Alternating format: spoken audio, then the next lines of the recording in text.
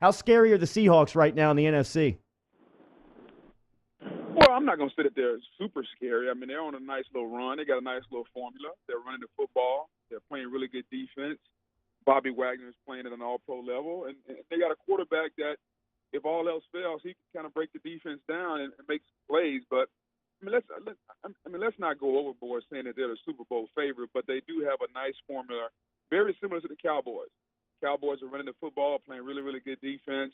And isn't it amazing, guys, how all season long we've been talking about Mahomes and Breeze and great offense, but as the weather turns cold outside, isn't it amazing how defense is making a comeback? Yeah. Yeah. Absolutely. Well, and so with that, who do you think, but out of Cowboys, Seahawks, Bears, because you're right, everybody talks about Saints and Rams as being the only teams that are going to make it to the Super Bowl from the NFC. If you had to choose out of Cowboys, Seahawks, Bears, which one of those three do you think would have the best opportunity? Cowboys, Seahawks, Bears. I would go with the Cowboys just because I think if you look at the Cowboys, defensively they're playing at a really high level. Offensively, they have a number one wide receiver in Amari Cooper. They have a number one back in Zeke Elliott. Dak Prescott can do similar things as Russell Wilson. And the offensive line is pretty good. So I think the Cowboys would probably be a more complete team. I mean, Russell Wilson is kind of making it up in the dirt, man. I mean, I know Doug Baldwin is a good receiver, but I wouldn't put Doug Baldwin in the Amari Cooper category. So I would lean toward the Cowboys in that scenario. Did the Saints establish back dominance in your eyes on Sunday with an NFC South win on Sunday afternoon in your hometown? I mean, I watched a lot of the game. What part of the game did you see that was dominant? I thought the defense in the second half. Yeah, that's okay. Yeah. I mean, the game is two halves though. So I mean, here's what I'll say about this: 14 points is dominant nowadays in the league, is it not? Well, maybe. I mean, you know, the weather was bad in Tampa. It was rainy, so I'll give them a little bit of a pass early on. But I think the Saints did the thing that, you know, good teams do to bad teams. They find a way to win, and they don't lose. So even though they were down, Taysom Hill blocked the punt, created some momentum. Offense got going. Mark Ingram had a big physical run. So, I mean, the Saints did what they were supposed to do. I think for New Orleans, what it's going to come down to is if and when they get home field advantage, they're going to have to play a certain style of football, and that's physical. And people laugh when I say that, like, what do you mean? You got Drew Brees. If you go back and watch the Cowboy game, you notice what the Cowboys did to the Saints? They lined up and they hit them in the mouth. Yeah. Like, there was nothing fancy about what the Cowboys did. They didn't come up with exotic coverages or exotic Chinese bandit defenses. They just lined up and hit Michael Thomas and hit those guys in the mouth, and they got to Drew Brees and they made him uncomfortable.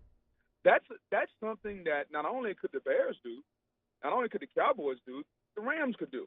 And so I say all that to say this, is that as good as the Saints are, football is a physical game. They're going to have to be physical in the postseason when they go against these teams. You're not going to be able to line up and let Drew throw it 45 times a game because that won't win. You're going to have to be balanced, run the football with Ingram and Kamara, and let Drew Brees be surgical when he has to. Yeah, and you know, I actually think this Saints team is trending that direction, Boog. I want to say the Saints are maybe not even in the top 10 or they're 10th in terms of pass attempts, so it's not as much volume as some other teams that you're seeing. And then how about this? Is this Saints defense perhaps a bit better than they've been given credit for? If you look, Mike Tribble had a great tweet. If you look at the last 11 weeks of the NFL, the Saints have the second best scoring defense in the entire league, 18 points per game. The past 5 weeks, no one scored more than 17 on. They got 24 sacks, 12 takeaways.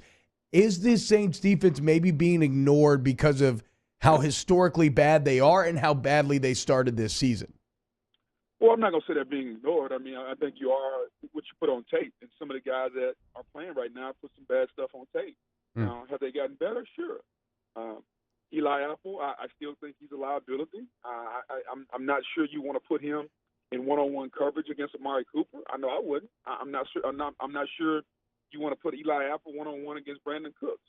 So these are some of the matchups that when you start talking about the better teams that are going to pop up again. Now, yes, the run defense lights out. The overall defensive numbers, turnovers, sacks, lights out. They are playing better. I look for them to come out national television Monday night at Carolina. It's going to be cold. It's going going to be a little rainy. It's going to be a great opportunity against a division opponent that knows them well for the Saints to make a statement. Much like the Bears made a statement Sunday night against the Rams, this will be an opportunity for the Saints to make a statement. Hey, guys, pay attention now. I know you guys have kind of forgotten about us in the last couple of weeks because we played at Tampa. It was rainy. It was dreary. But pay attention to what we're doing here in New Orleans. And so I'm looking forward to being on the call for that one and watching them play. Well, and let's talk about that game a bit, Boog, because I know that you're already studying up. You're diving into Carolina. How did Carolina go from 6-2 to 6-7? Like, what has gone so wrong for this Panthers team? I think, just as always, T-Bob, it's a combination of everything. It's kind of like how you gain weight. I mean, you didn't stop working out. Yeah, eating and not exercising. Exactly. It's a combination of a lot of things. And I think for Carolina, Cam Newton hasn't been as good. Last time he was in Tampa, he threw 4 picks, could have been 6. He hasn't played as well. Defensively, they've given up some plays on the back end. Up front, they haven't rushed the passer. K'Wan Short loves to mention that no one mentions him when you talk about the best defensive tackles in football, Aaron Donald and, Geno Atkins. And, man, how come you don't mention my name? Well, let's turn the tape on. Not playing as good. Yeah. And so I think it's a combination of a lot of things, but more importantly, the guy that has the football in his hands has got to play better, and that's Cam Newton. And we're talking to Booger McFarland at ESPN Book. By the way, I have a thyroid issue, Booger, so you weight shaming me is very, very mean. A thyroid issue does not explain the last 20 years of your life. I've had it my whole life, so there you go. It's genetic. Boog, when you can give us some insight into this because you played in the NFC South for a long time. If you're in the Panthers situation right now, I mean, technically they still have playoff hopes. They have like a 5% chance, so they're still alive. But the season kind of feels like it's done for them. Do you find, if you're in that locker room, can you get motivated for this Saints game even after losing 5 in a row? Like, does it help? Are you just trying to ruin the Saints' good season? Where are you finding that motivation? Well, it's another opportunity, man. And here's the thing that a lot of people don't realize. We only get 16 of these. You get 16 chances a year, and if you're lucky, you play 4 years. Yeah. So if you're lucky, you play 64 games in your career. Wow. And so that's another opportunity to go out and play.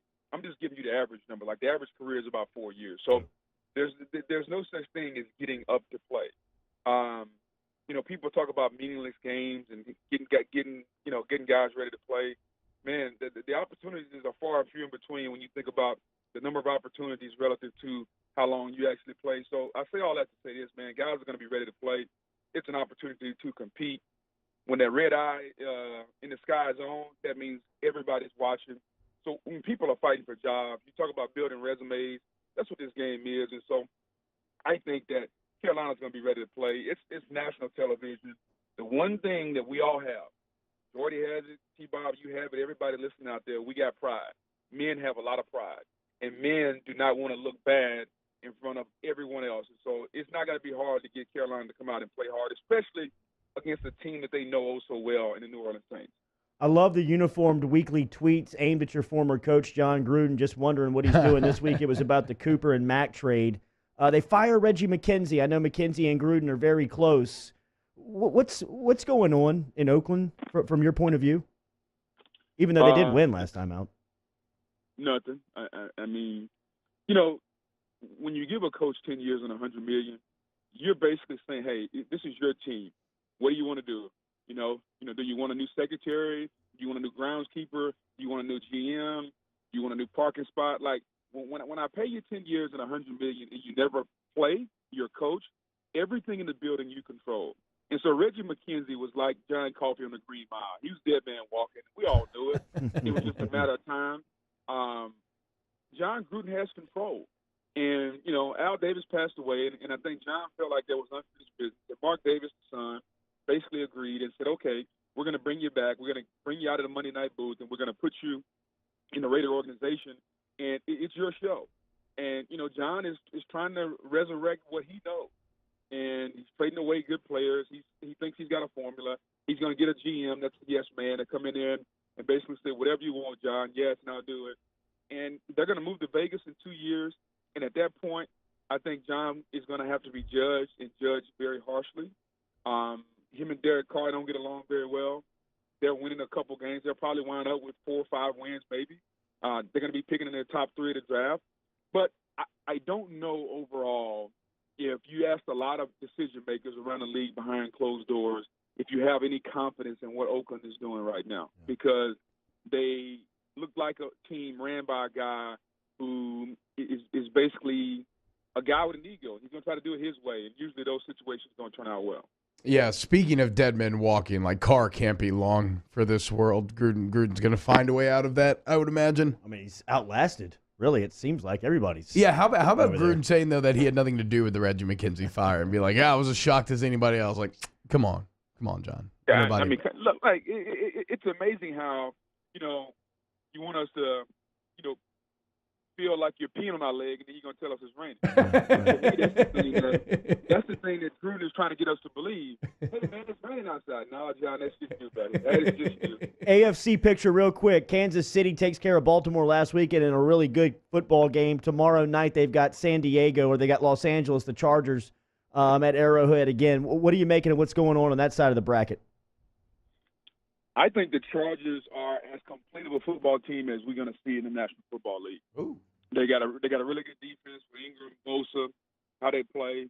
Offensively, Phillip Rivers, who's about to have his 9th kid, by the way. Unbelievable. Number 9. He's a very fertile man, Bug. Well, no, he just Rivers University over there. That's what do with fertility. I think that offense, Melvin Gordon, I just wish they'd had Hunter Henry, who's a tight end from Arkansas, who got hurt. I mean, that would have really given them another dimension. But they're good. Kansas City is really good. But if you watch teams play Kansas City, watch Baltimore play them, watch the Arizona Cardinals play them, who had a really good defense. That offense is good. It's not unstoppable. And I think it's going to be a really, really good game. Los Angeles is going to surprise some people tomorrow because I don't think they've been on national television. And I think tomorrow night is their coming out party. I don't know if they can win, but it'll be a fourth-quarter game tomorrow night. All right, the Louisiana native, the Winsboro native, Booger McFarland, going to be on the call Monday night for the Carolina Panthers hosting the New Orleans Saints, and he's with us every Wednesday here, brought to you by Central Plumbing Company. Thanks, man. Enjoy the week. I'll enjoy it, and I did notice the men's clinic ad, lead interview. I need to talk to programming, and we just need to move the inventory around. Boog, how about the new one my old man's got? It's like a chewable Viagra type deal, and the saying is chew it and do it. Are you kidding me? Chew it and do it. You got to hear Bobby sell it too, Boog. Chew it and do it, baby. That's right. Slogan? Hilarious, dude. Oh, it's hilarious, man. Oh, hey, by the way, Boog. Hey, please tell me he's running that during his show. Oh, yeah, 100%. Lives, everything. Lives. Full on out. Hey, are you going to wear a Santa costume on any of these Monday Night Football broadcasts? T-Bob, this is national television. We don't wear costumes. I mean, come on. Oh, I don't know. You just shaped like him, so I figured maybe it'd be like a good idea. Merry Christmas. Talk to you next week. There is Booger McFarland. Fade away.